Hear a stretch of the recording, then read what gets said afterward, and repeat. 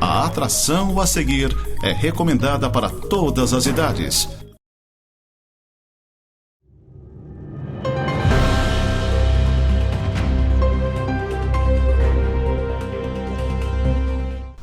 Olá pessoal, Neurotalk no ar, mais um programa muito interessante hoje, fique ligado conosco porque o assunto é bem sério, né, Dr. Clécio? Sim. E hoje a gente vai falar dos laudos da condição autista. Tem vários laudos que funcionam ou não funcionam, nós vamos saber tudo hoje. Vamos. Se tem laudo falso, se não tem. Hoje nós vamos falar sobre os laudos. Vamos lá, doutor.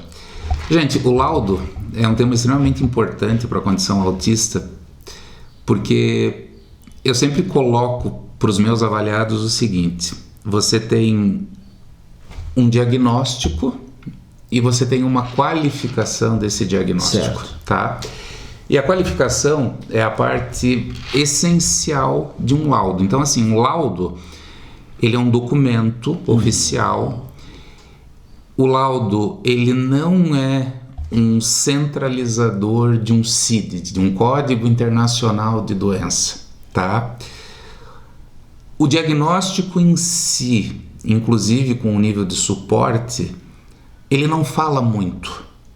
Ele não oferece ao indivíduo uma descrição daquilo que ele eventualmente necessita para um processo de inclusão escolar, certo, para um processo de inclusão profissional, eventualmente uma família que tenha uma necessidade social de se beneficiar de algum tipo de contribuição do governo federal. Então, o que acontece? Para eu conseguir encaminhar a pessoa da minha família, seja ela uma criança, um adolescente ou um adulto, a escola, o trabalho, o INSS, seja lá quem for, ele precisa conseguir ler nesse laudo qual é a sua eventual necessidade de assistência, tá? Então, veja, a primeira coisa que a gente tem que ter muito claro é o seguinte: cada pessoa na condição autista é uma pessoa, é uma pessoa diferente, tá? Então, se nós pegarmos um grupo de pessoas com nível 3 de suporte, nível 2 de suporte ou nível 1 de suporte, em cada um desses grupos nós vamos ter pessoas diferentes com necessidades diferentes. Não existem iguais? Não existem iguais. Não tem eu e você somos iguais e não. Tem que fazer isso e está resolvido. Não, você pode ter características semelhantes, mas você vai ter intensidades diferentes, você vai ter peculiaridades que vão ser próprias de cada pessoa. Então, o que acontece num processo de investigação? E aí é que está o detalhe, tá? Deixar muito claro para o nosso público.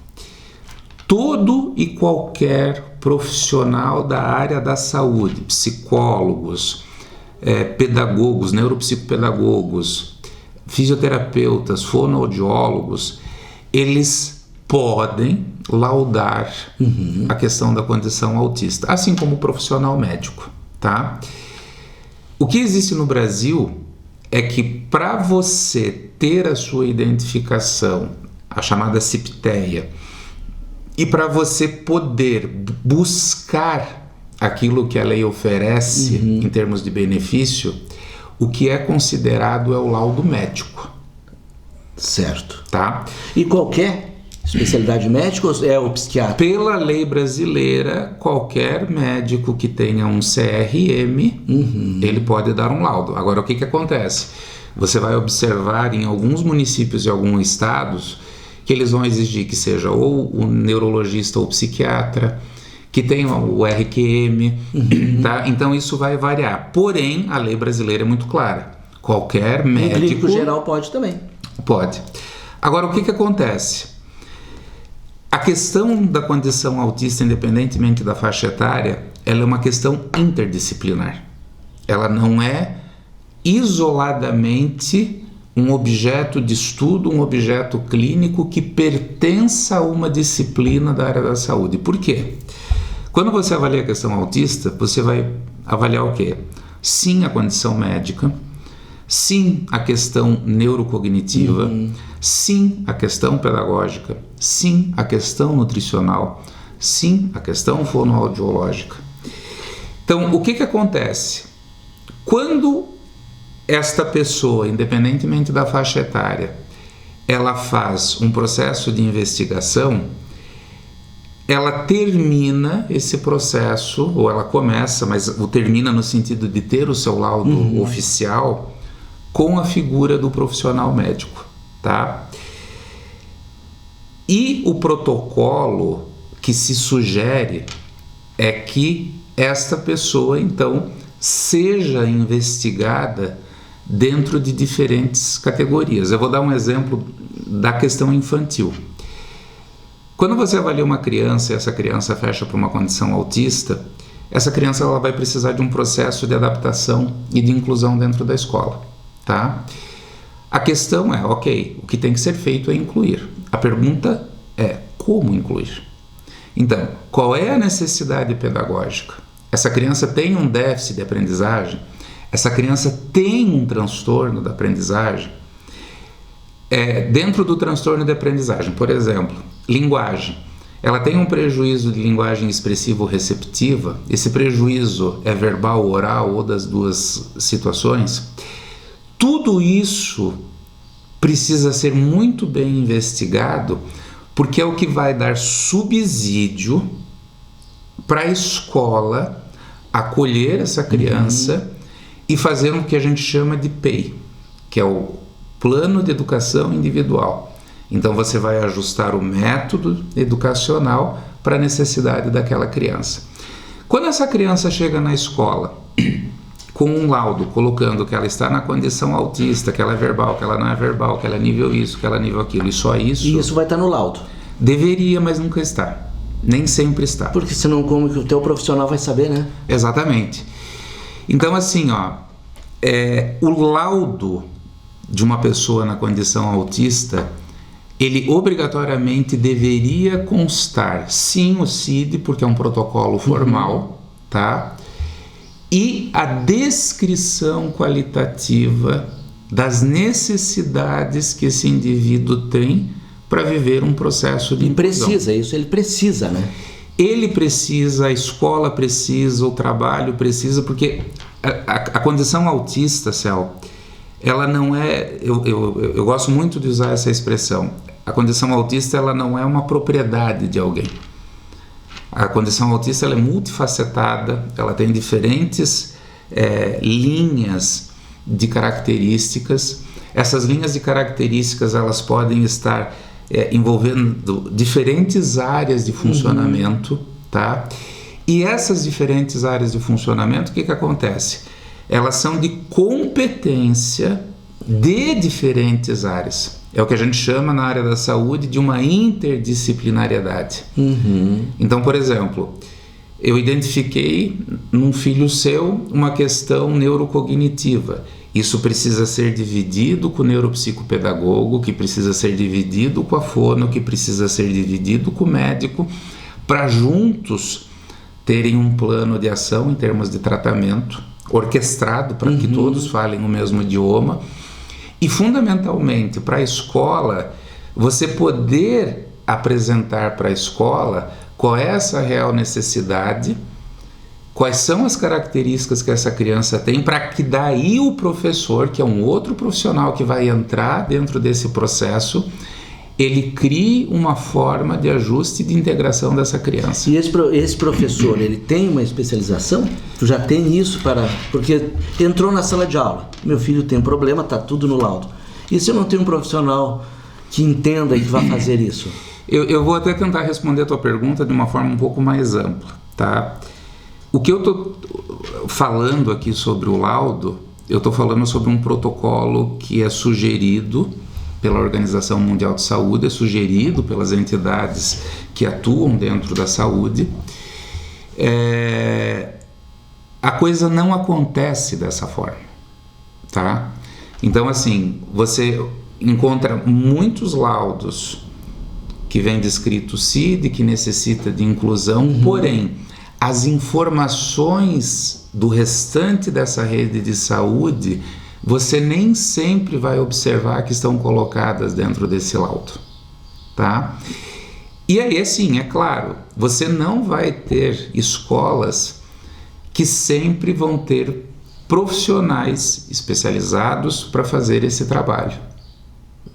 Tá? Tanto na pública quanto na particular. Tanto na pública quanto E na esse particular. laudo, tanto público quanto particular? O laudo em si?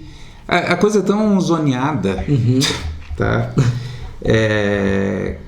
Que assim, ó, existem situações em que o município ou o estado não aceita o laudo do médico particular, só aceita o laudo do médico do SUS. Por que é zoneado?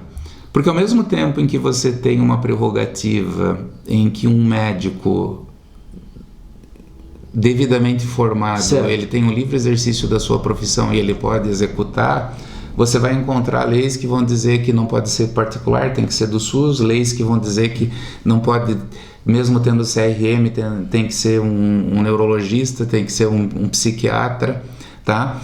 Então, assim, você tem normatizações que a impressão que dá é que às vezes funciona conforme a conveniência, tá? E isso acaba gerando um dano muito significativo, porque veja, quando tu fala de escola, você não tem que ter o conceito que essa escola tenha que ter a obrigação de acolher essa criança autista e ela saber tudo sobre essa criança autista, porque não é o papel da escola, tá? Essa escola precisa ser instrumentalizada para que daí o professor, dentro da competência dele como educador, construa um plano de ensino para aquela criança. Mas esse insumo tem que chegar até o professor para que ele consiga fazer isso, tá? E se isso não acontece, nós acabamos reproduzindo aquele processo do faz de conta. Ah, tá na escola, ok, tá na escola, e aí?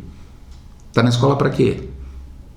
Tá aprendendo dentro da sua característica? Ou só está indo e dizendo que está lá, não atendemos e está incluso. Exatamente, até porque o conceito que a gente tem que ter é o seguinte, se a minha capacidade de aprendizado dentro do meu diagnóstico, ela me permite ir até aqui, esta caminhada tem que acontecer. Isso é inclusão. Então eu vou trabalhar as habilidades, eu vou desenvolver o potencial dessa criança. Alfabetizar ela. Dessa forma, tá? Se você tem um adolescente, é o mesmo processo. Se você tem um adulto numa questão profissional em que ele precisa ter ajuste, precisa estar escrito nesse laudo qual é a necessidade que ele tem, tá? Então, assim, o laudo, ele é um instrumento de grande valia. Por exemplo, nós na Via Neuro, no processo de avaliação infantil, a nossa criança, ela passa por todos os profissionais, tá? Inclusive por uma psicomotricista, em que todas as características são descritas no laudo, todas as necessidades de desenvolvimento de habilidades são descritas no laudo, e você tem um capítulo no laudo com sugestões para o processo pedagógico. Que daí facilita muito também para a pessoa que está recebendo lá no colégio até. Exatamente. Da criança. Tá? Então veja, é claro que você não vai compilar todas essas informações e jogar num laudo oficial, mas você tem questões estratégicas que todo esse conjunto de informações precisam estar descritas para o melhor acolhimento dessa criança, desse adolescente ou deste adulto. E é isso que vai dar uma compreensão fundamental de qual é a necessidade que esse indivíduo, dentro da condição autista, tem, seja no campo social, seja no campo escolar, seja no campo profissional, independentemente da idade, tá? E que vai facilitar. Isso tudo transformaria a realidade que a gente vive hoje na condição autista?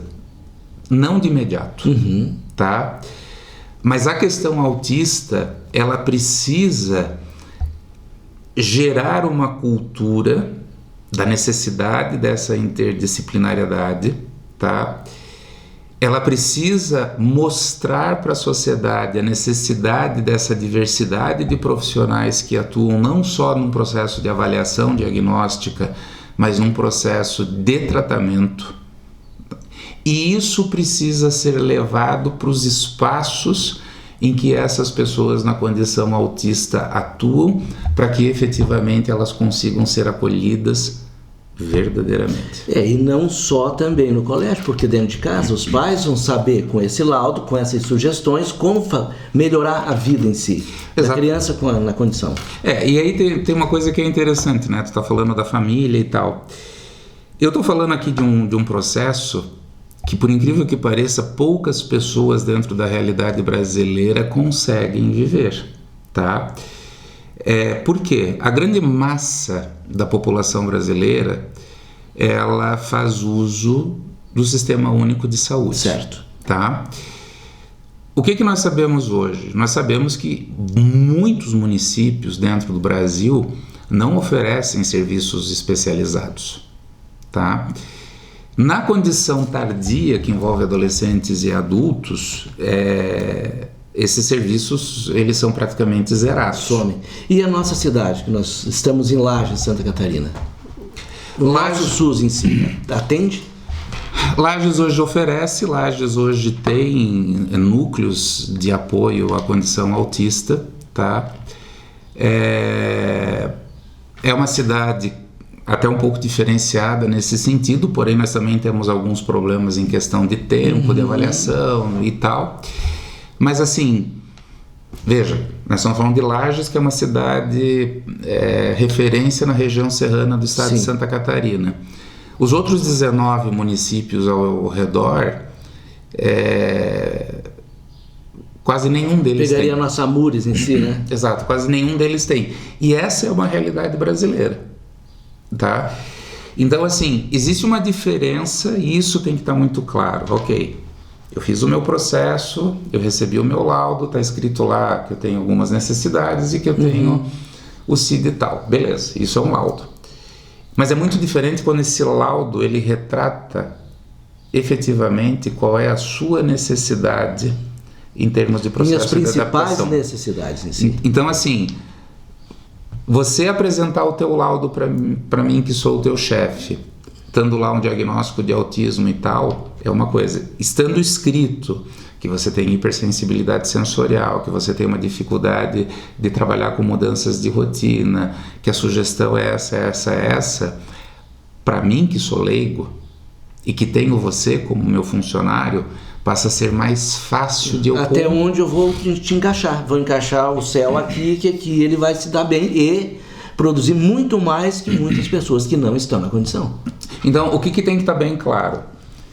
Nós temos sim laudos bem elaborados e bem feitos? Temos, tá? Temos laudos incompletos? Muitos.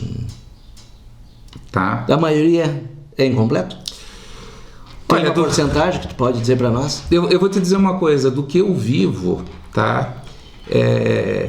Eu tenho um senso crítico bastante apurado, eu assumo isso, tá?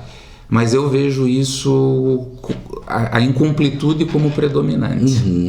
Até porque, assim, você avaliar uma criança é um processo, um adolescente, um adulto, outro. Então, por exemplo, uma prática que nós temos na nossa clínica, no final de toda essa avaliação, é de nós irmos ao encontro da escola para falar do laudo. Certo. Tá? Que é uma outra prática. Então, assim, é uma realidade muito pouco praticada dentro da realidade brasileira. Qual é o grande contexto? É um diferencial da Via Neuro. Qual é a grande característica da realidade brasileira? É a dificuldade de ter acesso à avaliação, é a dificuldade de passar sim por profissionais especializados, tá? É de ter esse laudo descrito corretamente e de falar dessas necessidades. Isso é o que predomina dentro da realidade brasileira. Falando na realidade brasileira, então, vamos voltar um pouquinho, tu falou no auxílio do governo. Tá. Não está virando um modismo, como falam, todo mundo é autista, eu tenho 3 filhos, eu quero ganhar tanto de auxílio? A tua pergunta ela é muito interessante porque volta e meia existem esses tipos de comentários. Escuta, né? Tá? Que hoje virou modismo, que todo mundo é autista agora e querem se aproveitar da situação. O que acontece é o seguinte, esse conceito, se a gente for pegar ele de uma forma bruta, a gente tem que aplicar ele para todo e qualquer tipo de necessidade que um indivíduo tem. Certo. Tá? Então, ok, eu tenho uma necessidade, eu vou lá buscar o recurso do governo, tá? O que acontece? Teoricamente, existe um protocolo que vai definir se você tem o direito ou não. Seria pelo nível? Não. Esse protocolo ele vai seguir fundamentalmente a tua necessidade social. Certo. Tá? Então, por exemplo, você ganha 10 mil por mês, certo? Você não vai ter esse benefício. Tá? Isso é um processo justo. Então, assim, se esse caminho de se alcançar um benefício ele seguisse a rigor as prerrogativas que estão escritas, ele seria muito justo. Certo. Tá? Porque você vai oferecer o benefício a uma família, a uma pessoa que está na condição autista. Que necessita mesmo. Certo? O que a gente observa, isso é uma coisa que eu vivo no dia a dia. As negativas aos benefícios, elas são muito grandes. Certo. Tá? E não pela questão, por incrível que pareça, social, mas pela negação ao diagnóstico do autismo. Ainda tem aquele... Sim. Foi o que eu falei. Modismo, não, isso aqui já... Então, assim, o que a gente tem que ter muito claro, e isso eu verifico todos os dias, é o seguinte, gente, ninguém vem atrás de uma avaliação e recebe um diagnóstico na condição autista para receber um benefício do governo. Sem dúvida. Tá? Até porque, assim, quem escuta pensa que o governo paga tudo, 20 mil reais por mês. Não, gente, é 1.000 e pouquinhos reais, certo? As pessoas que vão em busca desse benefício, por uma questão muito simples, porque nem sempre conseguem os serviços que deveriam ter no serviço público, muitas vezes vão pagar particular, tá? Muitas vezes são pessoas que, além da condição autista, têm comorbidades e que precisam de determinados medicamentos que nem sempre são oferecidos pela farmácia popular, tá? Então, assim, eu acho que cair no processo de julgamento de dizer que eu vou atrás de um diagnóstico por causa do benefício, tá? É muito pobre, é muito miserável, certo? Sim, pobreza de espírito, já digamos assim. Total pobreza de espírito. Então, o que acontece? Gente, existem várias famílias em situações muito difíceis, tá? Financeiramente. A situação difícil financeiramente no Brasil é uma marca. Sem dúvida. Independentemente de qualquer coisa. Só vê pelas cestas básicas que o pessoal ganha, né? O auxílio família. Exatamente. E o que acontece na condição autista? Você muitas vezes vai verificar em famílias em que a mãe tem que largar o mundo profissional para poder cuidar do seu filho que tem uma necessidade importante e que não dá para deixar em casa. Não pode ficar sozinho. Não pode trabalhar, tá? E aí o que acontece? Essa mãe deixa de ter renda, o pai ganha 2 salários mínimos, tem mais filhos na jogada. Sim, às vezes a própria mãe é autista ou o pai é autista juntos também na condição. Então, assim, a questão toda é, a partir do momento em que você é profissionalmente, tecnicamente avaliado, e você tem um laudo, tá? E se você tem uma necessidade social, você pode contemplar e tentar buscar isso, tá? O que eu observo? As famílias que têm um poder aquisitivo melhor, elas não vão atrás do benefício. Sem dúvida. Tá? Agora, o que acontece aí é uma coisa importante, uma coisa que eu sempre digo. Pra gente finalizar, chegamos ao final do nosso tempo. Gente, as nossas crianças vão crescer. Por exemplo, eu vou dar um exemplo bem vivo. Tá? Tenho 2 filhos na condição autista e um dos meus filhos, hoje com 17 anos, com uma dificuldade absurda de entrar no mercado de trabalho. Eu vou morrer, tá? Ninguém vai ficar para semente, não. E o meu filho provavelmente, um dia ele vai precisar de algum tipo de benefício. Tá? E a minha realidade é a realidade de muitos pais. Então eu acho que a gente tem que ter muito claro, e aí eu vou voltar para a questão do laudo, tá? Quanto mais bem estruturado for esse documento, quanto mais qualificado for esse documento, muito melhor as nossas crianças, os nossos adolescentes e os nossos adultos terão chance de se inserirem socialmente, de se educarem, de conseguirem um trabalho, porque serão preparados dentro das suas características. E aí você vai ter uma chance maior de preparar essa criança para uma autonomia maior na vida adulta. E para sobreviver. E para sobreviver. E aí vem aquela pergunta, mas então por que hoje tantos ou adultos ou adolescentes e tal precisam do benefício? Porque a grande massa não é preparada.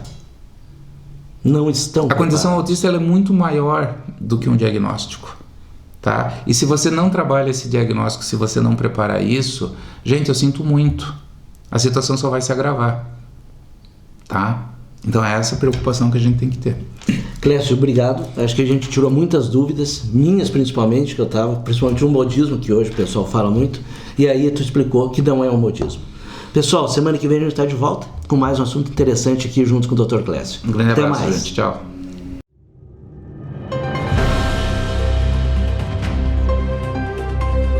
Pra você, Nova Era TV. Pra você, Nova Era TV. Pra você, Nova Era TV. Só pra você. É pra você que estamos a todo momento, vivendo intensamente cada sentimento. É pra você que estamos em todo lugar. É a vida que acontece, a magia está no ar. Nova Era TV.